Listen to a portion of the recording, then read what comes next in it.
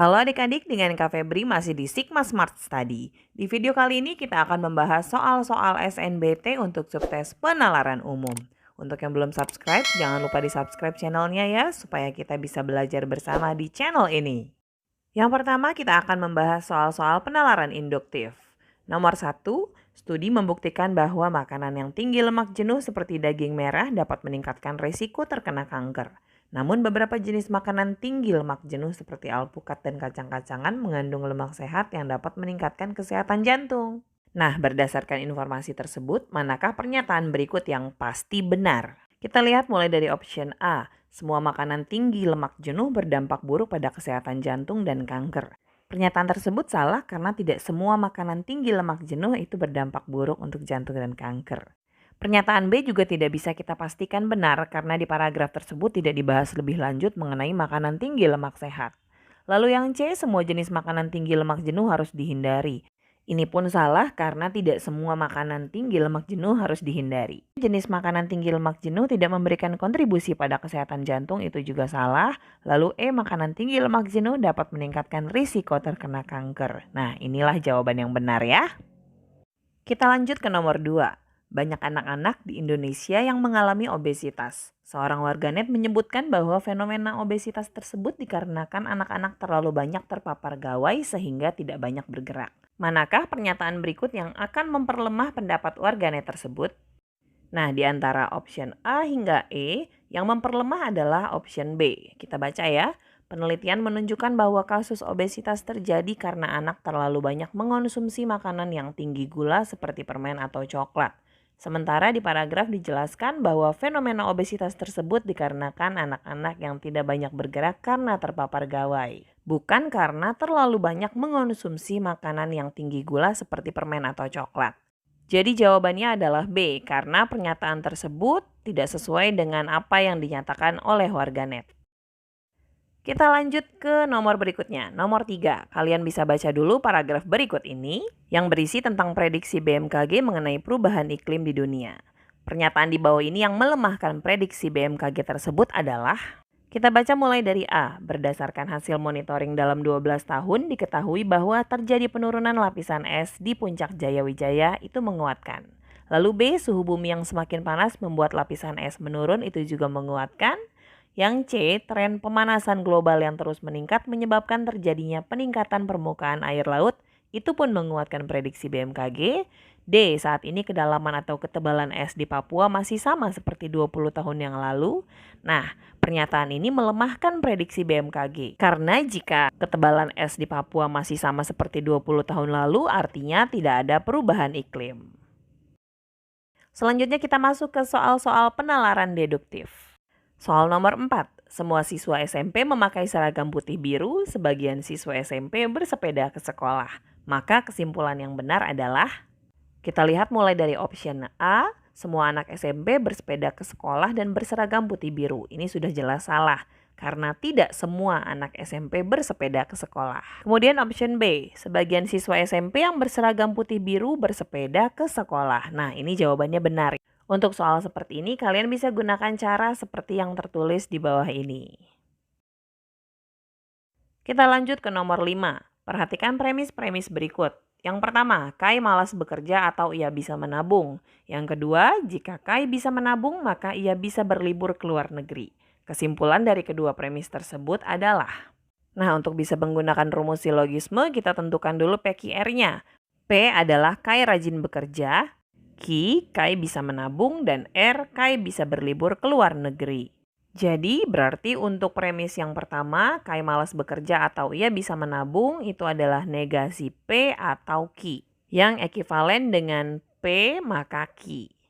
Selanjutnya premis 2, jika Kai bisa menabung maka ia bisa berlibur ke luar negeri. Itu berarti Q maka R. Nah, dengan menggunakan rumus silogisme kita bisa susun premis 1 P maka Q, premis 2 Q maka R. Maka bisa kita simpulkan, simpulannya adalah P maka R yang ekivalen dengan negasi P atau R dan ekivalen dengan negasi R maka negasi P. Selanjutnya kita lihat pernyataan A hingga E. Untuk A, Jika Kai tidak bisa berlibur ke luar negeri, maka ia malas bekerja. Jadi, ini negasi R, maka negasi P. Nah, kita lihat berikutnya option B. Kai rajin bekerja atau ia bisa berlibur ke luar negeri. Berarti premisnya adalah P atau R. Kemudian C, jika Kai rajin bekerja maka ia tidak bisa berlibur ke luar negeri. Premisnya berarti P, maka negasi R.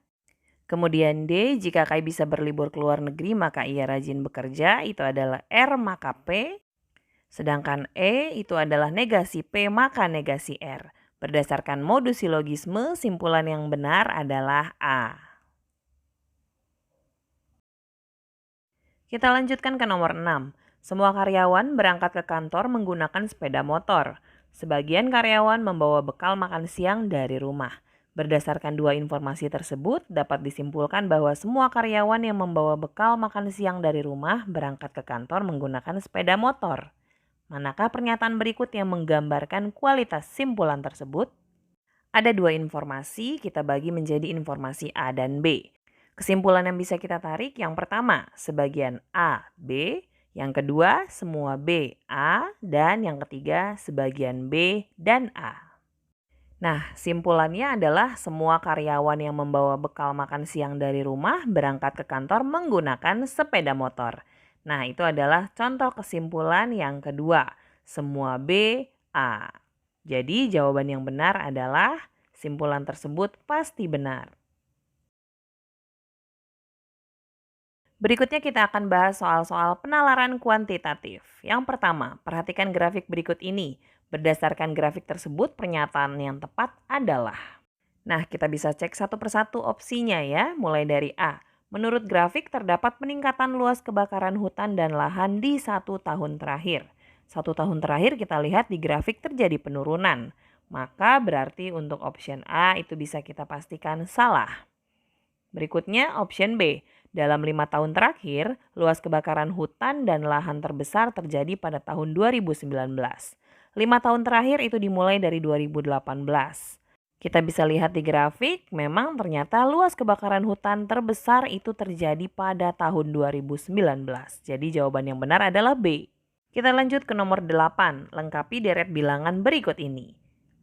Tentukan dulu pola deret bilangannya. Kita bisa bagi bilangan tersebut menjadi urutan ganjil dan genap. Untuk urutan ganjil kita bisa lihat ya, polanya adalah dibagi 4. Jadi berarti setelah 2 dibagi 4 itu adalah 1/2. Untuk bilangan genap, kita bisa lihat polanya adalah dikurangi 12. Artinya 9 dikurangi 12 itu adalah negatif 3. Jadi jawabannya adalah 1/2 dan negatif 3. Lanjut nomor 9, hasil seleksi OSN Matematika tingkat sekolah yang diikuti 5 siswa ditempel di papan pengumuman. Namun kelima siswa tersebut masih harus memikirkan siapakah satu-satunya siswa yang lolos untuk mewakili OSN Matematika tingkat kabupaten karena pengumuman yang ditempel berbentuk pernyataan sebagai berikut. Yang pertama, Raras mendapatkan nilai 6 lebih banyak daripada Anjar. Nilai Raras berarti lebih bagus daripada Anjar. Anjar sudah pasti tidak lolos. Kemudian pernyataan kedua, Amel berada di urutan kedua. Karena Amel ada di urutan kedua, berarti Amel juga tidak lolos. Mengapa? Karena yang maju hanya 1 orang ya. Yang ketiga, Anjar mendapatkan nilai 4 lebih banyak daripada Bayu. Nilai Anjar lebih tinggi, sudah pasti Bayu juga tidak lolos. Selanjutnya yang keempat, nilai Raras 12 kurangnya dari nilai Septian. Septian lebih tinggi dari Raras, berarti Raras juga tidak maju. Nah, bisa kita simpulkan yang maju untuk mewakili OSN tingkat kabupaten adalah Septian. Kita lanjut ke nomor 10. Desa Sekarmulyo memiliki penduduk laki-laki 3.150 orang. Jika penduduk laki-laki 5% lebih banyak daripada penduduk perempuan, maka berapakah jumlah penduduk perempuan di desa tersebut? Kita bisa gunakan cara berikut ini ya. Persentase penduduk laki-laki dibagi persentase penduduk perempuan itu sama dengan banyaknya penduduk laki-laki dibagi banyaknya penduduk perempuan. Lalu penduduk laki-laki lebih banyak 5%. Jadi kita bisa anggap 105% ya. Dibagi 100% sama dengan 3.150 dibagi N. Yang ditanyakan adalah N berarti 3.150 dikali 100% per 105%. Jawabannya adalah 3.000. Oke adik-adik, itu tadi 10 soal penalaran umum sudah kita bahas. Semoga bermanfaat dan semangat terus belajarnya.